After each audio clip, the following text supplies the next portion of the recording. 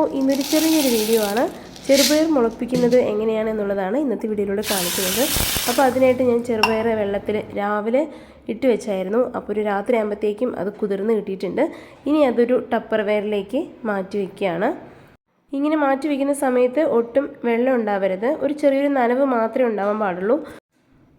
പിന്നെ കൂടുതലായിട്ട് ചെറുപയർ മുളപൊട്ടി വരണം എന്നുണ്ടെങ്കിൽ 2 ദിവസം വയ്ക്കാവുന്നതാണ് ഈ ഒരു രീതിയിൽ.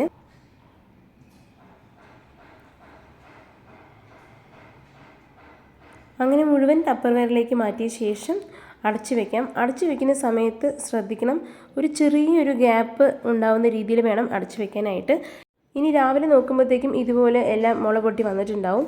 അപ്പോൾ ഈ വീഡിയോ യൂസ്ഫുള്ളായി വിശ്വസിക്കുന്നു. അപ്പോൾ വീഡിയോ ഇഷ്ടമായെങ്കിൽ ലൈക്ക് ചെയ്യുക, ഷെയർ ചെയ്യുക, പിന്നെ സബ്സ്ക്രൈബ് ചെയ്തൊന്ന് സപ്പോർട്ട് ചെയ്യാനും മറക്കരുത്. മറ്റൊരു യൂസ്ഫുൾ വീഡിയോ ആയിട്ട് വീണ്ടും കാണാം. Till then bye.